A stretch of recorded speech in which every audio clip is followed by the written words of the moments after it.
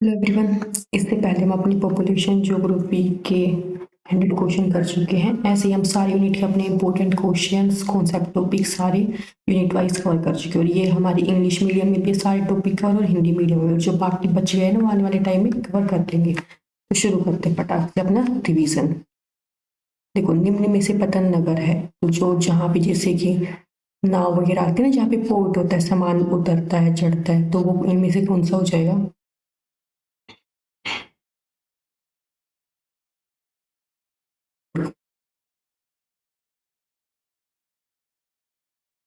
फिर है रेखिक बस्तियों का प्रतिरूप कहाँ विकसित होता है? तो रेखिक यानी कि देखो, लाइन होती है, लाइन वाली कौन सी जगह है? दो नदियों के संगम स्थल पर दो नदियां मिल रही है, एक होती तो बन जाती लाइन, ठीक है, दो है तो ऐसे कट जाएंगे तो वो वी बन जाएगा ना। फिर सड़कों रेल मार्ग या नदियों के किनारे, तो ये भी हो सकता है, लेकिन एक बार ना अगले ऑप्शन देख लेते हैं हम। अभी तक तो हाँ ये हो सकता है, ठीक है, बी अपना। और आगे देखते हैं। देखो, तालाब के चारों तरफ नहीं हो सकता, सड़कों के मिलन पे वही वी कट बन जाएगा, ठीक है। देखो, तारक बस्तियों का प्रतिरूप विकसित होता है, तारक यानी स्टार फॉर्म में, तो ये बन जाएगा, ये है सड़कों के किनारे पर। फिर है निम्न में से कौन सा नगर वित्तीय नगर है? ये अपना ज्यूरिख। फिर निम्न में से कौन सा नगर निवास नगर है? गाजियाबाद। निम्न में से कौन सा नगर ऐसा है जो कभी प्रकार्य करता है? जो सभी प्रकार मतलब हर टाइप का काम हो रहा है उसमें, ये हो जाएगा टोक्यो।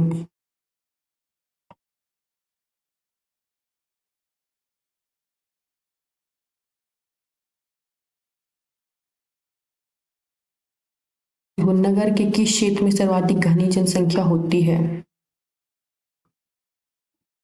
ये सबसे ज्यादा होती है अपने सेंटर में, केंद्रीय व्यापारिक क्षेत्र में, और जो व्यापार भी हो रहा है वहां पर केंद्रीय भी है। फिर भारत के किस प्रदेश में शहद बस्तियां पाई जाती हैं? तो अपने इंडिया में मिलेगी गंगा का मैदान। यहाँ पे बहुत सारी, यहाँ पे जैसे पहले नदियों के किनारे बसते थे ना मेनली लोग, तो तब से यहाँ पे पॉपुलेशन इंक्रीज होते होते अब तक बहुत ज्यादा हो गई है यहाँ पे, एकदम डेंस। फिर निम्न में से झील तटीय नगर नहीं है? देखो, नैनीताल में तो है, और इनका एक बार जिस जिसका आपको पता है सोच के देखो किसमें है, झील नहीं है।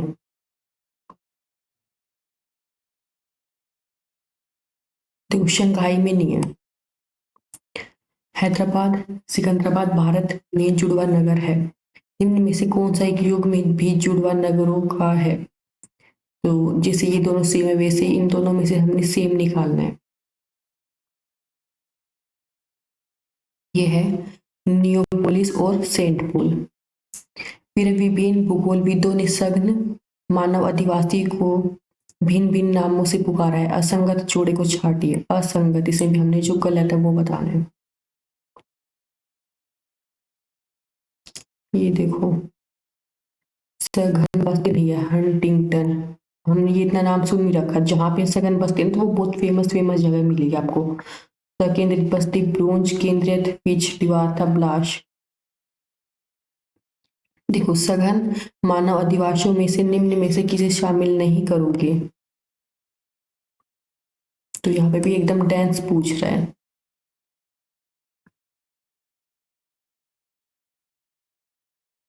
डेंस में ये नहीं आएगी, रिवी की नहीं। पुंजित भी देखो इकट्ठे गुच्छे से होते हैं, सकेंद्रीकरण भी मतलब बहुत ज्यादा इकट्ठ ज्यादा है, सघन भी ज्यादा है, ये नहीं है इसमें, इसका मतलब निकल के आ रहा है फैली हुई। फिर त्रिभुजाकार बस्तियों का प्रतिरूप कहाँ विकसित होता है?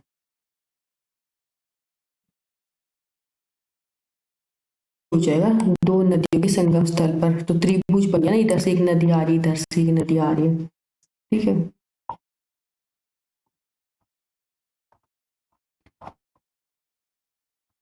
ये देखो, एक बड़ा नगर आर्थिक दृष्टि से अवांछनीय, राजनीतिक दृष्टि से अस्थिर, जैविक दृष्टि से पतन की ओर उन्मुख तथा सामाजिक दृष्टि से असंतोषजनक होता है। यह कथन किसका है? तो ये है ममफोर्ड का।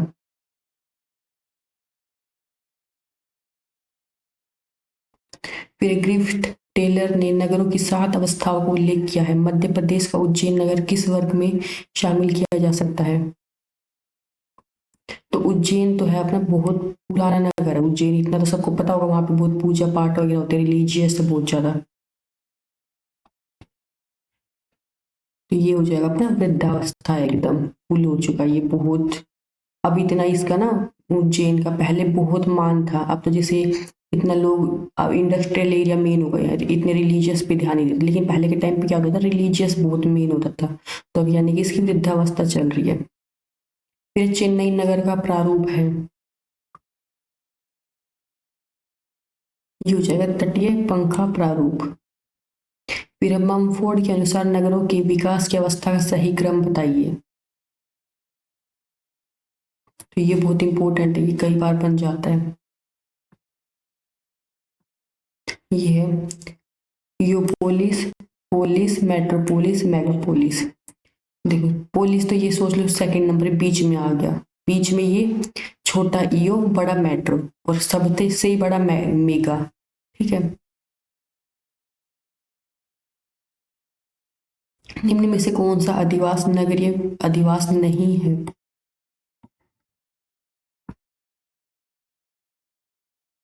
नहीं, ये किसी ने खुद सुन भी नहीं रखा होगा, पता भी नहीं है, मेरे को भी नहीं पता। देखो महानगर भी रहते हैं लोग, शहर में भी रहते हैं, नगर में भी रहते हैं।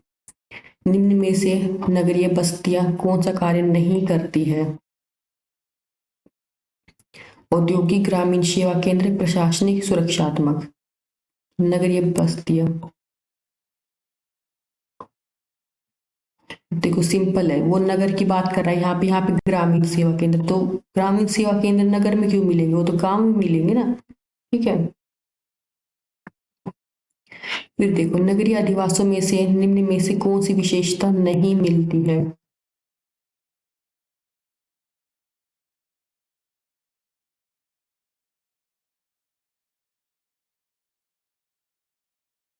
ये हो जाएगा पेशों की विशेषीकरण। तो देखो नगरीय अधिवासों में श्रम विभाजन होता है, सामाजिक असमानता भी होती है, सामाजिक समानता, ये नहीं है पेशों का विशेषीकरण। फिर है ग्रिफ्ट टेलर द्वारा नगरों के विकास क्रम की अवस्थाओं का सही क्रम बताइए। तो ये भी बहुत इम्पोर्टेंट, ये और सिंपल है, ये वाला तो आराम से निकल जाता है क्योंकि इसमें ना कुछ याद नहीं करना, कॉन्सेप्ट है अपना। देखो शिष्यावस्था, बाल्यावस्था, किशोरावस्था, प्रौढ़ावस्था। फिर है नगरों की उत्पत्ति एवं विकास को कौन सा कारण प्रभावित नहीं करता है? जलवायु, अपार, पदानुक्रम, औद्योगिकरण।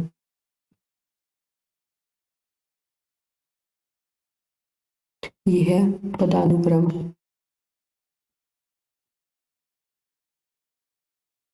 जलवायु भी देखो प्रभावित करता है, व्यापार भी, औद्योगिकरण, ये कोई लॉजिक का कोई वर्ड अजीब सा है ये। ठीक है। जिस अवस्था में नगर के आर्थिक एवं सामाजिक संगठन बिगड़ने लगते हैं उस अवस्था को कहते हैं।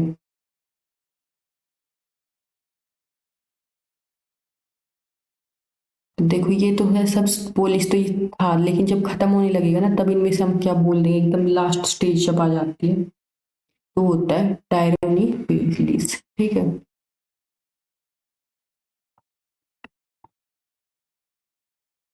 फिर है जब नगर की हीन अवस्था होती है तो उसे कहते हैं। हमने देखो मेगा तक देख ली थी, मेगा के आगे की अवस्था है जब वो खत्म होना शुरू हो जाएगा धीरे धीरे करके, तो ये हो जाएगा नेक्रोपोलिस। फिर सही युग्म को छाटिए, और मैड्रिड। फिर आ जाएगा असंगत युग्म को छाटिए, पेरिस, ड्यूनेब नदी। गलत है ये सारे सही। देखो लंदन में टेम्स है, न्यूयॉर्क में मिसिसिपी है, दिल्ली में यमुना है। तो ये जो सही है ना, इन तीनों को तो याद कर लो। जॉर्ज के जीव की श्रेणी आकार प्रणाली रैंक साइज रूल यह अनुवर्णित करता है कि आर शहर की जनसंख्या एवं सबसे बड़े शहर की जनसंख्या के बीच संबंध होगा।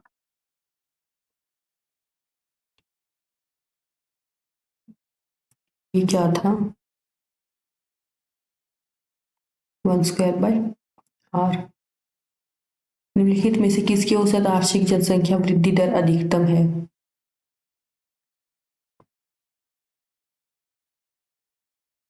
सबसे ज्यादा एशिया की, अपने सबको पता है, यहाँ पे अपने एशिया में इंडिया और चाइना आ जाती है इसलिए। फिर विश्व में सबसे अधिक प्रचलित धर्म है?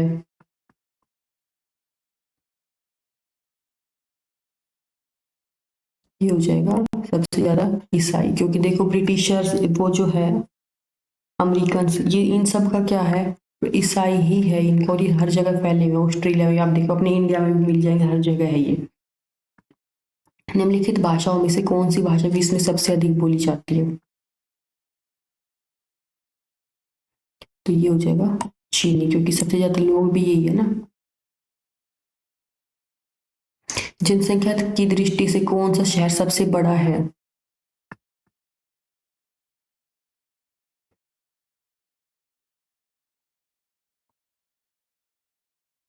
हो जाएगा मैक्सिको। निम्नलिखित चार महाद्वीपों में जनसंख्या के आधार पर बढ़ते क्रम में सही क्रम क्या है? बढ़ते क्रम में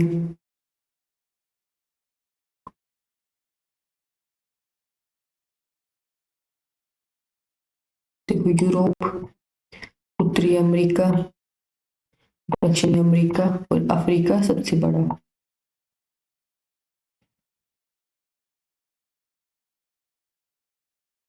एशिया नहीं, एशिया आता तो फिर वो और बड़ा हो जाता। देखो इसमें ऑस्ट्रेलिया में जनसंख्या वृद्धि का कारण क्या है? ऑस्ट्रेलिया में ये हो जाएगा आप्रवास। यहाँ पे ना बाहर से लोग आके वहां पे रहते हैं बहुत ज्यादा। जनसंख्या के दूनी हो जाने की न्यूनतम अवधि सबसे कम है?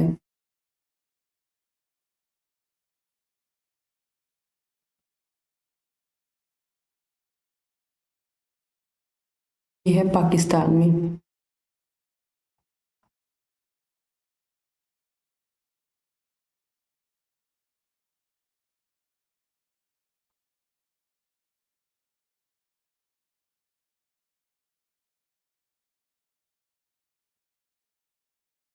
ये देखो, माल्थस के प्रतिमान के अनुसार जनसंख्या में ज्यामितीय ढंग से बढ़ने की प्रवृत्ति होती है। ज्योमेट्रिकल बढ़ती है, ये सकारात्मक और निवारण प्रतिबंध जनसंख्या की अत्यधिक वृद्धि दर को रोकते हैं। निवारक प्रतिबंधों का आधार है, विवाह के स्वभाव को महत्व दिया जाता है। ये थ्योरी हम एकदम डिटेल में पहले कवर कर चुके हैं, तो अगर नहीं आ रही है तो एक बार वो जाके देख लो प्लेलिस्ट में जाके।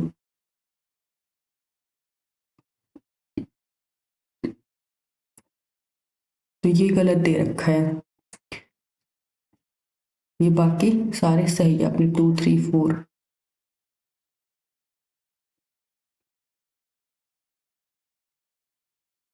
भारत की 1991 की जनगणना के अनुसार राज्यों के निम्नलिखित युग्मों में से किस एक लिंग अनुपात अन्य 3 युग्मों की अपेक्षा कम था?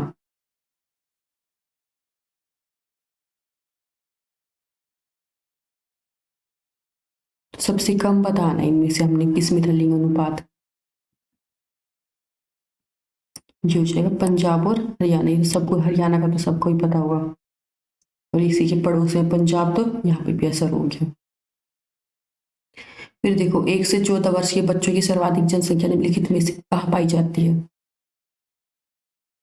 ये हो जाएगा एशिया में।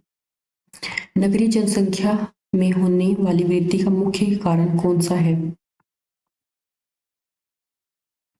ये अपना ग्रामीण नगरीय प्रवास। निम्नलिखित में से सर्वाधिक जनसंख्या घनत्व वाला द्वीप कौन सा है? ये हो जाएगा जावा।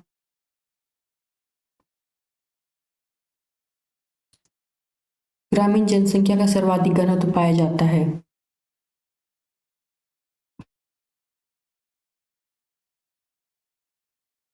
अपने दक्षिण पूर्वी एशिया में, सबसे ज्यादा मिलेगा। और यहाँ पे जो मेन कंट्री है जिनकी में है ज्यादा पॉपुलेशन, वो तो पता ही है, क्लियर, पूरी दुनिया की यहीं पे सबसे ज्यादा है। अनुकूलतम जनसंख्या से क्या तात्पर्य है? यह जनसंख्या के लिए पर्याप्त संसाधन उपलब्धता। विश्व की जनसंख्या वृद्धि दर कितनी है? यह 1.2।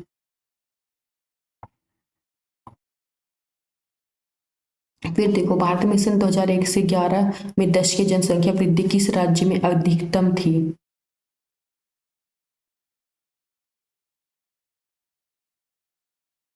यह है मेघालय में।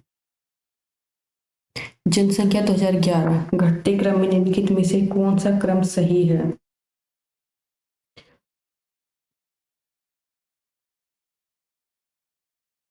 तो पूछा देखो घटते क्रम में, ये हो जाएगा मुंबई सबसे ज्यादा, फिर दिल्ली, बेंगलुरु, हैदराबाद।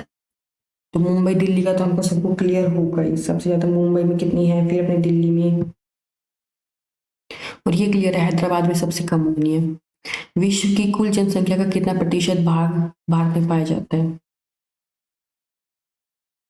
ये हो जाएगा 17.5। सबसे विषम लिंगानुपात निम्नलिखित में से किस नगर का है? ये है दिल्ली का।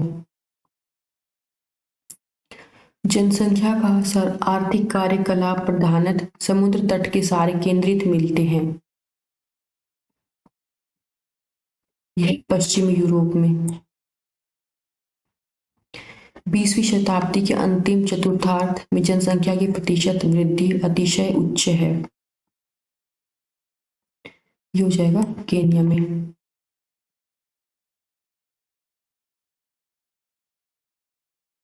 भारत में जनसंख्या घनत्व 500 व्यक्ति प्रति वर्ग किस किलोमीटर से अधिक है? ये कहाँ पे है? मिल जाएगा केरल में।